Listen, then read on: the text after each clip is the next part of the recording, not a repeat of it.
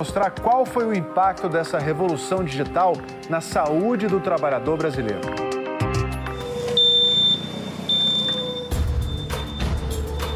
A cena nunca saiu da cabeça do metalúrgico aposentado Antônio Eurípides da Silva. O cara da empilhadeira gritou, cuidado, quando o rapaz estava de costas, que ele virou, veio tudo em cima dele. O rapaz saiu morto, foi esmagado. O motorista de aplicativo Alain Cardoso jamais esqueceu aquele dia estranho do passageiro inexistente. Eu já fiz uma corrida, por exemplo, sem ninguém estar dentro. Surto. Ali eu acho que foi um surto. Do que adoeciam os trabalhadores de 30 anos atrás? As doenças daquele período eram acidentes, perda de dedos, de braços, lesões por dores intensas. Do que adoece o trabalhador de hoje? De ansiedade, de síndrome do pânico, de agressividade, de insegurança. Eis o impacto da revolução digital e da era do smartphone. Os trabalhadores e as trabalhadoras perderam aquela muralha que existia entre tempo de trabalho e tempo de não trabalho. Essa muralha desapareceu. Quem de nós aqui, quando termina esse nosso trabalho, vai para casa e desliga o celular?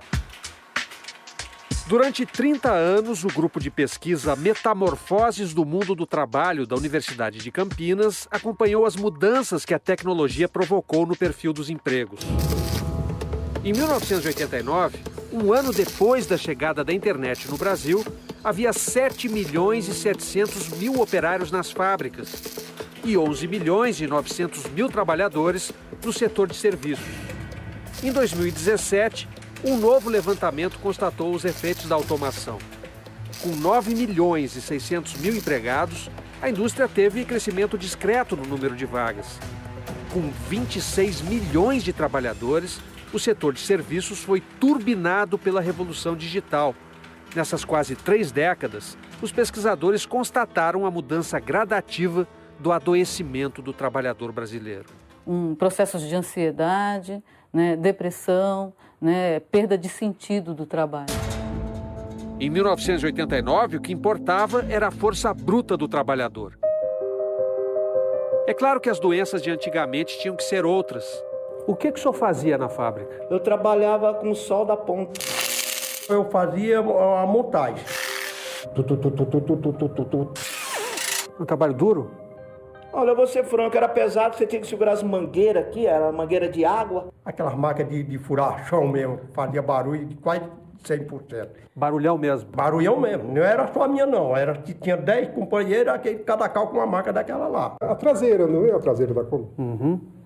Aquela peça inteira é inteira. E pegava com a mão, o senhor sozinho? Duas mãos. E deu um momento que deu um turvão, um raio, e aquela solda, aquela máquina me puxou. E eu fiquei grudado por alguns segundos, aí... Pá. Não, e depois eu comecei a ter problema, tremor. A sua perda auditiva hoje é de quanto? Tem um que não tem mais jeito, já está quase 100%, e o outro já está 90%. E o que o senhor tem, essa bengalinha, por quê? É por causa do desgaste. Na cabeça do fêmur? Coloquei a prótese. Aí o senhor parou de trabalhar? Não, continuei trabalhando.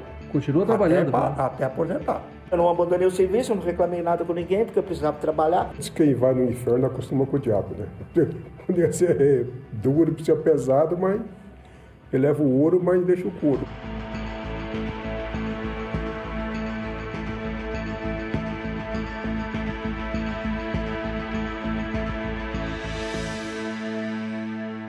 Já se passaram bem mais de 30 anos desde que Antônio, Francisco e Fernando começaram a trabalhar na indústria automotiva. Mas hoje o chão de fábrica de uma montadora moderna como essa nada tem a ver com o que eles viveram. Tem muito menos gente na linha de montagem. Por outro lado, a automação e a digitalização deram ao trabalhador a esperança de uma nova sociedade do tempo livre. Será?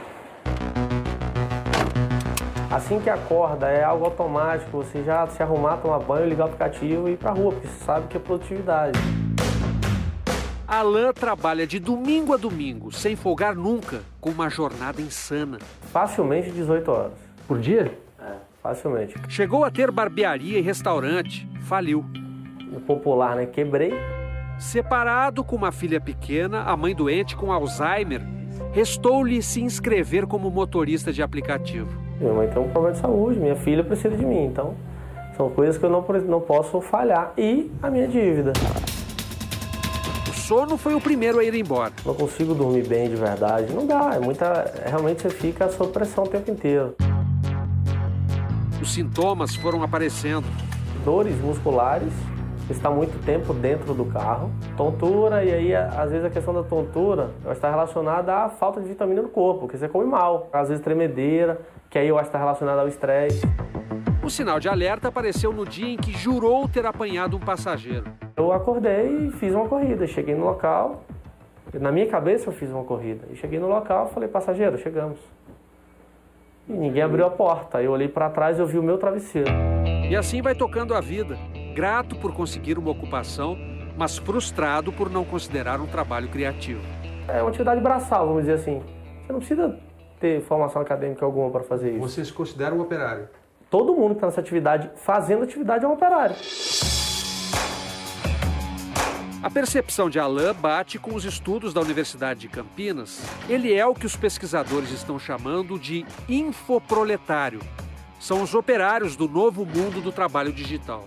Motoristas de aplicativo, operadores de telemarketing, técnicos da indústria de software, vendedores de comércio digital, bancários e dezenas de outras ocupações. Daquele trabalhador ou trabalhadora que em qualquer atividade que ele desempenha hoje, ele depende da máquina digital, informacional, do smartphone, alguma modalidade de trabalho digital.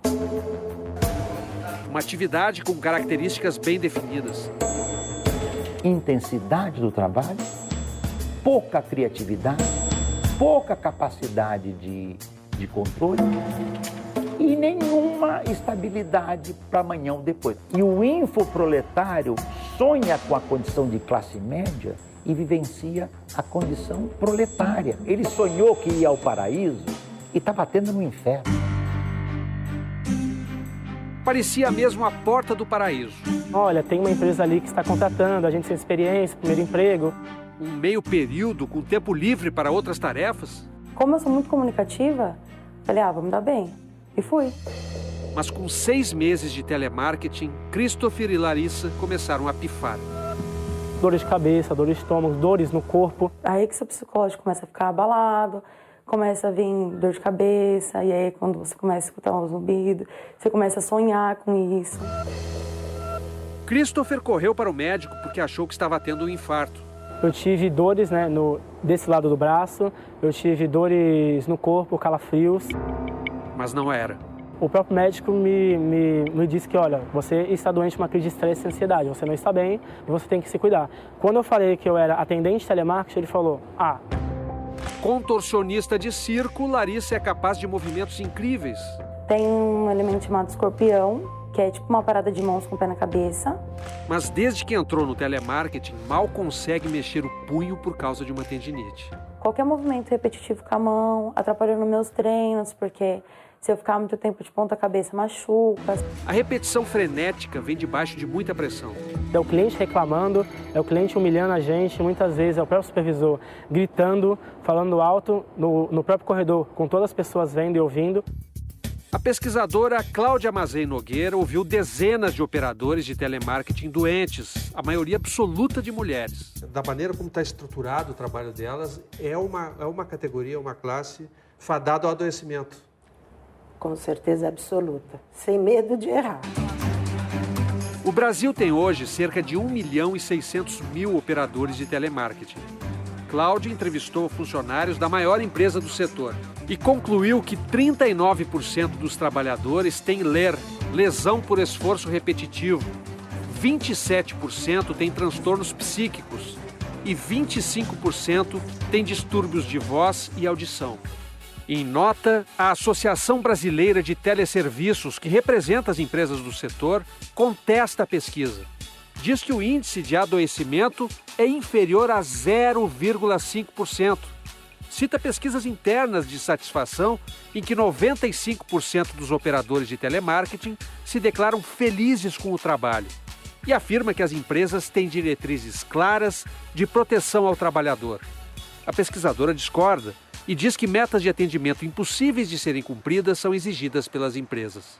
Então ela fica, gente, está muito alto, vamos abaixar esse tempo, isso é responsabilidade de vocês. Então, elas vivem essas 6 horas de trabalho numa pressão absurda.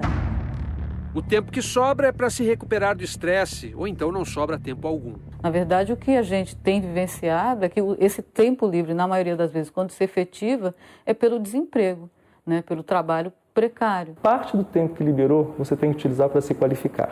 Esse é o ponto. Essa é a tecla em que os empresários mais batem. A de que o trabalhador precisa se adaptar a uma transformação irreversível.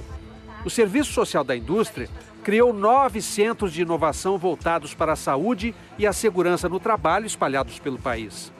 Eles começaram a ser implantados em 2017 e fazem pesquisa aplicada com foco em soluções para aumentar a longevidade no trabalho e prevenir distúrbios psíquicos e danos psicossociais.